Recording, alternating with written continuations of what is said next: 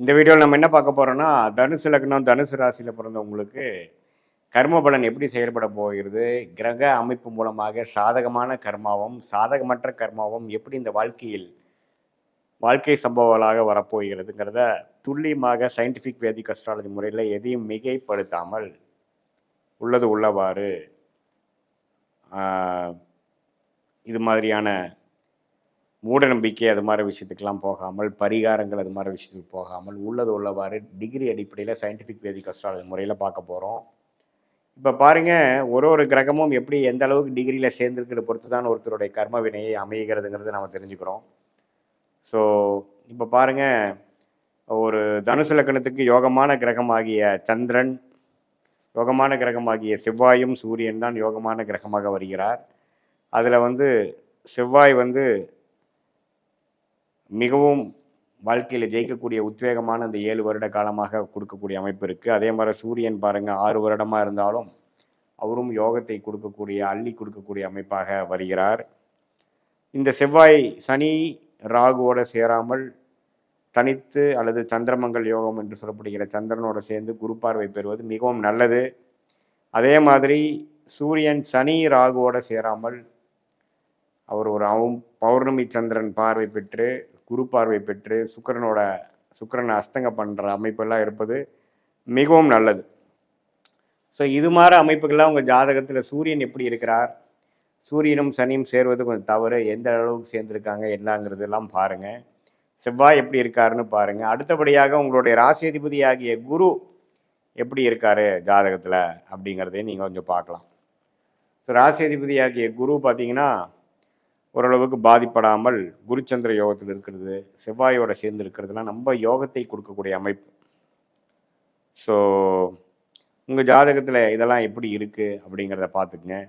அதே மாதிரி உங்களுடைய சனி, அதே மாதிரி சுக்கிரன், அது மாதிரி கிரகங்கள்லாம் ஒரு மாதிரி சுமாரான பலனை கொடுக்கக்கூடியது. அது குறிப்பாக சுக்கிரன் பார்த்தீங்கன்னா 6க்கும் 11 லக்னாதிபதி ராசியதிபதி ஆகிய தனுசுக்கு எதிர்மறையான கிரகமாக வருவதனால் சுக்கிரன் பாதிக்கப்பட்ட சுக்கிரனாக இருந்தால் ஒன்றுமே பிரச்சனைகள் வரும். சுக்கிரன் ராகுவோடு சேர்ந்திருந்தால் ரொம்பவே கஷ்டப்படக்கூடிய அமைப்புகள், நம்ம கடன், நோய், வம்பு, வழக்கலை கொடுக்கக்கூடிய அமைப்புகள், கல்யாண விஷயத்தில் எல்லாத்துலேயுமே ஒரு திருப்தி இல்லாத அமைப்புகள் கொடுக்கும்.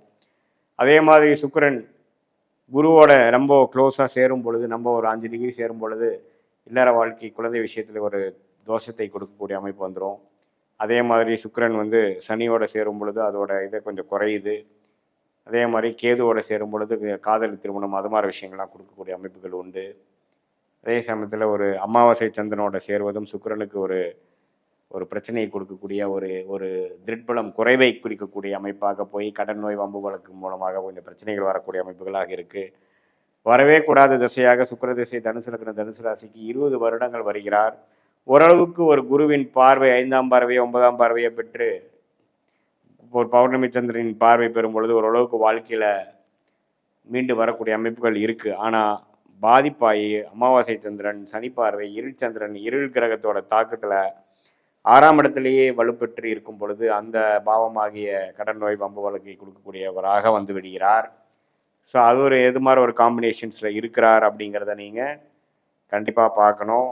அதெல்லாம் வைத்து தான் உங்களுடைய கர்ம பலன் எப்படி இருக்க போகுது, எந்த நேரத்தில் எப்படி இருக்க போகிறீங்க, எந்த நேரத்தில் நம்ம ஜெயிக்க போகிறோம், எந்த நேரத்தில் பாதிக்கப்பட போகிறோம், எது மாதிரி கர்ம வலைகள் நமக்கு நல்லது, நம்மளுடைய கர்மா எப்படி காட்டுது, எவ்வளோ டிகிரி சேர்ந்துருக்காங்க, எந்த நட்சத்திரத்துக்கு இது, உங்களோட ஸ்தானபலம், திக்பலம், தில்படம், ஒரு கிரகம் எப்படி இருக்குது, சனியும் சூரியனும் சேராமல் இருந்தால் நல்லது, சந்திரனும் சனியும் சேராமல் இருக்கிறது நல்லது, ஒளி கிரகமாகிய சூரியன் சந்திரன் ராகுதோட சேராமல் இருக்கிறது நல்லது. இது மாதிரி பல விஷயங்கள் ஜாதகத்தில் இது மாதிரி அமைப்புகளாக இருக்குது. அப்படிங்கிறத பொறுத்தே உங்களுடைய கர்ம வினைகள், கர்ம பலன்கள்லாம் செயல்பட போகிறதுங்கிறத நீங்கள் தெரிஞ்சுக்கணும்.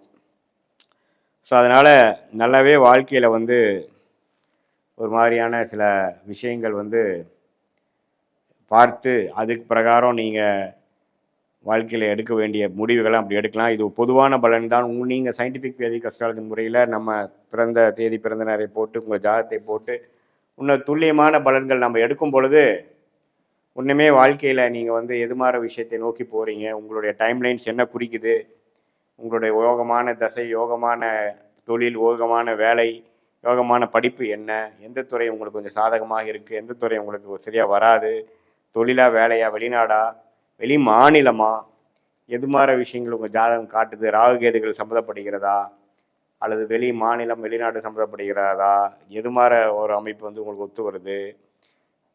எப்போ வந்து அஷ்டம சனி, ஏழநாட்டு சனிலாம் முடியுது, எப்போ நம்ம கடன் அடையும், எப்போ நம்ம செட்டில் ஆகும், அப்படிங்கிற மாதிரி எல்லா விஷயங்களும் எதையும் மிகைப்படுத்தாமல் சயின்டிஃபிக் வேதிக் அஸ்ட்ராலஜி முறையில் உள்ளது உள்ளவாறு நம்ம பார்க்கும் பொழுது கண்டிப்பாக வந்து வாழ்க்கையில் வந்து அடுத்து வரக்கூடிய தசைகள் காம்பினேஷன்ஸ் எப்படி இருக்குது, கிரக அமைப்புகள் எப்படி இருக்குங்கிறத பொறுத்தே நம்மளுடைய அமைப்பு, நம்மளுடைய யோக அமைப்பு, நம்மளுடைய ரிஸ்க் ஃப்ரீ லைஃப் என்று சொல்லப்படுகிற அந்த அமைப்பு வருகிறது. அந்த கர்மா அப்படி தான் செயல்படுகிறதுங்கிறத நம்ம புரிஞ்சுக்கணும். ஸோ அந்த அடிப்படையில் பார்த்தீங்கன்னா உங்களுக்கு வந்து யோகமான சில விஷயங்கள் நடக்கும் பொழுது உங்களுக்கு வந்து அதுக்கு தகுந்த மாதிரி விஷயங்கள், அதாவது யோகமான கிரகங்கள் நல்ல காம்பினேஷன் இருக்கிறப்போ நல்ல அமைப்புகளும், யோகமான கிரகங்கள் பாதிப்பாக இருக்கும் பொழுது யோகங்கள் குறைவாகவும் கைக்கு வந்தது வாய்க்கு வரவில்லைங்கிற மாதிரி அமைப்பாகவும், சுமாரான கிரகம் வந்து நன்றாக இருக்கும் பொழுது ஓரளவுக்கு பிரச்சனைகள் அதிகமாக இல்லாமல் ஓரளவுக்கு சமாளிக்கிற அளவாகவும், சுமாரான கிரகங்கள் நம்ம பிரச்சனைக்குள்ள மாற ஒரு அமைப்பில் இருக்கும் பொழுது இன்னுமே பாதிப்பு அதிகமாகி வாழ்க்கையில் நம்ம கவனமாக இருக்கணுங்கிறதையும் நம்ம தெரிஞ்சுக்கிறோம். ஸோ இது மூலமாக நம்மளுடைய கர்மாவை நாமளே தெரிந்து கொண்டு நமக்கு எந்த நேரத்தில் எப்படி இருக்கும், நமக்கு நீங்களே ட்ரை பண்ணி பார்த்தாவே உங்களுக்கு தெரிஞ்சிடும் எது ஒர்க் அவுட் ஆகுது, எது ஒர்க் அவுட் ஆகலை அப்படிங்கிற விஷயத்தை நீங்களே உணர்ந்து அதுக்கு தகுந்த மாதிரி நம்மளுடைய தனுசு லக்னம், தனுசு ராசிக்கு யோகமான கிரகம் என்ன, யோகமான தசைகள் என்ன, எது மாதிரி கிரகங்கள் எது மாதிரி ஸ்தான பலம், திக்பலம் பெற்றிருக்கிறார், நமக்கு என்ன மாதிரி அமைப்பு நல்லா இருக்குதுங்கிறதை தெரிந்து அதுக்கு தகுந்த மாதிரி கரெக்டான முடிவுகளை சரியான நேரத்தில் எடுத்து சமய விரயங்கள், பொருள் விரயங்கள்லாம் தவிர்த்து வாழ்க்கையில் வந்து படிப்படியாக சும்மா எடுத்தமாக கவுத்தமாக இல்லாமல் படிப்படியாக முன்னேறி ஒரு படி ஒரு வருடம்னாலும் ஒரு படி மேலே போய் ஒரு விஷயத்துலையும் மேம்பட்டு வாழ்க்கையில் நல்ல ஒரு செம்மையான ஒரு அமைப்பாக வளர்ச்சி பெற்று வாழ்க்கையில் உங்கள் லைஃப் பொட்டென்ஷியலை நீங்கள் அடைய முடியும் என்று சொல்ல விரும்புகிறேன். உங்களுடைய ஜாதகத்தில் இருக்கக்கூடிய கிரகத்தின் சேர்க்கை பொறுத்தே நீங்கள் தெரிந்து கொள்ளலாம். சாதகமான கிரக சேர்க்கை என்ன, சாதகம் இல்லாத கிரக சேர்க்கை என்னங்கிறது நீங்கள் தெரிஞ்சுக்கணும். யோகமான கிரகங்கள் உங்களுடைய லக்னம் ராசி துலாமுக்கு என்ன வருகிறது, யோகம் இல்லாதது எப்படி இருக்குது, அது எப்படி கடக்கிறது, அது எந்த மாதிரி காம்பினேஷன் இருந்தால் எப்படி கொடுக்கும் அப்படிங்கிறது இந்த வீடியோவில் பார்க்க போகிறோம். அப்போ பாருங்கள், துலாம் லக்னம், துலாம் ராசி, சுவாதி நட்சத்திரம், சித்திரை நட்சத்திரம் 2 பாதம், கடைசி 2 பாதம், அப்புறம் விசாக நட்சத்திரத்தில் முதல் 2 பாதத்தில் பிறந்த நீங்கள் துலாம் லக்னம் ராசியாக இருக்கும் பொழுது உங்களுடைய யோகமான கிரகம் பார்த்திங்கன்னா சனி அண்ட் புதன். சனி திசையும் புதன் திசையும் அருமையான திசைகளாக வருகிறது.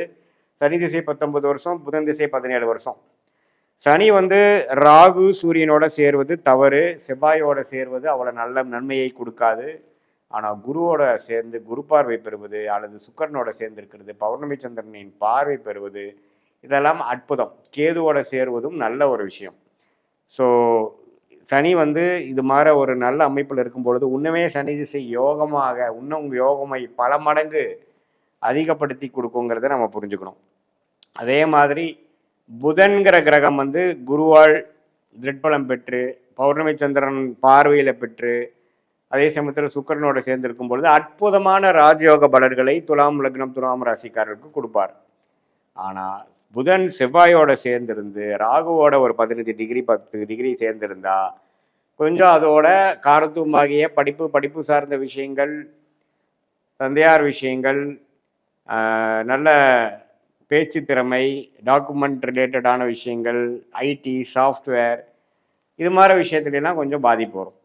ஆனால் ஓரளவுக்கு யோகமாக இருக்கும் பொழுது அந்த துறையில் நல்லா மேலே வரக்கூடிய டெவலப் ஆகக்கூடிய அமைப்புகள் இருக்குது. ஸோ ராகு சனி சூரியனோட சம்மந்தம் இருக்காங்கிறது பார்த்துக்கணும். புதன் ராகுவோட சேர்வது தவறு, சனியோட சேர்ந்தாலும் கொஞ்சம் குறையும் அதோட படிநிலை. அதே மாதிரி செவ்வாயோட சேர்வதும் அவ்வளோ நல்லதில்லை. இதே மாதிரி குரு சுக்கிரன் பௌர்ணமி சந்திரனின் தாக்கம் பெறும் பொழுது அற்புதமான பலன்கள் இருக்கும். சனியும் கொடுப்பார், புதனும் கொடுப்பார்.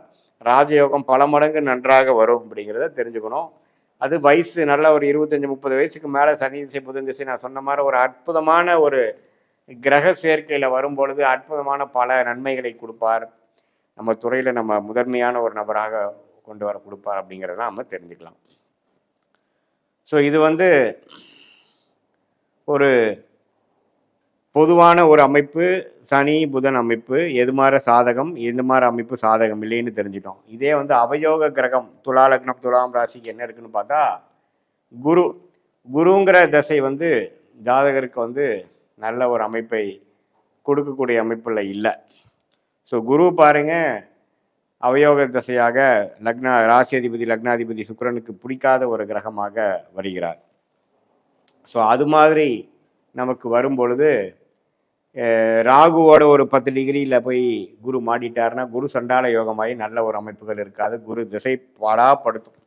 ஆனால் குருச்சந்திர யோகத்தில் இருக்கார், குரு செவ்வாயோட இருக்கார். அப்படிங்கிறப்போ செவ்வாயோட சேர்ந்திருக்காருன்னா நல்ல விஷயமாக இருக்கும். கேதுவோட சேர்ந்திருந்தாலும் கேள யோகமாக நல்ல அமைப்புகள் உண்டு. ஒரு அவயோகத்தை சில படி குறைப்பார், நம்ம பிரச்சனைகள் கொடுக்காமல் ஓரளவுக்கு சுமாரான திசையாக கொடுப்பார். அப்படிங்கிறத நம்ம கர்மாவின் அடிப்படையில் இந்திய வேதத்தோட அடிப்படையிலான விஷயத்தில் நம்ம புரிஞ்சுக்கிறோம். கிரக சேர்க்கையில் தான் கர்மா வருதே ஒழிய எந்தெந்த கிரகம் எந்தெந்த இடத்துல இருக்குதுங்கிற பொறுத்து வரல. ஸோ கிரக சேர்க்கையில் இதே வந்து குரு சனியோட சேரும் பொழுது சனிக்கு நல்ல பலனும் குருவுக்கு மிகவும் சுமாரான பலன்களும் கிடைக்குது. அதே மாதிரி சூரியனும் சனியும் சேருவது வந்து ரெண்டுமே பிரச்சனை. பித்திருக்காரகனாகிய சூரியனும் பிரச்சனையாகிறார், சனிங்கிற யோகமான கிரகம் பாதிப்புள்ளாகிறார். அது பலன் கொடுக்க முடியாமல் தந்தையாருக்கும் ஜாதகருக்கும் பிரச்சனைகள் கொடுக்குறார். இது மாதிரி பல காம்பினேஷன்ஸ் வந்து நமக்கு நன்மையாக இருக்கா தீமையாக இருக்கா அப்படிங்கிறத நம்ம பார்த்து நம்ம தெரிஞ்சுக்கலாம். ஸோ இது வந்து ஒரு ஜென்ரலான அமைப்பு. உங்களுடைய நியூட்ரல் பிளானட்ஸ் என்று சொல்லப்படுகிற செவ்வாய், சூரியன், சந்திரன் அது மாதிரி கிரகங்கள் பார்த்திங்கன்னா ஒரு சுமாரான பலன்கள் கொடுக்கும். அவர் கொஞ்சம் நல்ல சேர்க்கையில் இருக்கும் பொழுது நல்ல பலன்களாகவும், இன்னுமே பாதிப்புள்ளான இது மாதிரி அவயோக காம்பினேஷன் இருக்கும் பொழுது இன்னுமே பாதிப்புகளை கொடுக்குங்கிறத நீங்கள் தெரிஞ்சுக்கங்க. அது என்ன பாதிப்பு என்னங்கிறதுலாம் ஒரு தனி வீடியோவில் நம்ம பார்க்கலாம். ஸோ இது வந்து ஒரு பொதுவான பலன்களை தவிர உங்களுடைய ஜென்ம ஜாதகத்தில் பிறந்த தேதி, பிறந்த நேரம், பிறந்த உரை வைத்து உங்களுடைய திருக்கணித பஞ்சாங்கத்தை நம்ம ஜாதகத்தை போட்டு அது பிரகாரம் எப்படி வரக்கூடிய பலாபலன்கள்லாம் எப்படி இருக்குதுங்கிறது நம்ம டீட்டெயில்டாக பார்க்கும் பொழுது இன்னுமே அடுத்த வரக்கூடிய காலகட்டங்கள் எப்படி இருக்குது, எந்த நேரத்தில் வேலை கிடைக்கும், எந்த நேரத்தில் வேலை மாற்றம், எந்த நேரத்தில் தொழில் அமைப்போம், எந்த நேரத்தில் வெளிநாடு போவோம், குழந்தை பேரு, கல்யாணம், எல்லா விஷயங்களும் வாழ்க்கைக்கு வேணுங்கிற அன்றாட எல்லா முக்கியமான டெசிஷன்ஸும் எடுக்கக்கூடிய அமைப்புகளாக நமக்கு கண்டிப்பாக இந்த சயின்டிஃபிக் வேதிக் அஸ்ட்ராலஜி முறையில் உங்களுடைய கிரகங்கள் ஒன்று எவ்வளோ அமைப்பு எவ்வளோ டிகிரியில் சேர்ந்துருக்கு, கிரக சேர்க்கை எப்படி, யாருக்கு யார் ஒன்று பார்த்துக்கிறாங்க அப்படிங்கிற பொறுத்து தான் உங்களுடைய கர்மவினை போன ஜென்மத்தில் செய்த பாவ புண்ணியங்கள்லாம் வந்து இந்த ஜென்மத்தில் வருதுங்கிறது நம்ம வாழ்க்கை சம்பவங்களாக உருவெடுக்குதுங்கிறது நம்ம புரிஞ்சுக்கிறோம்.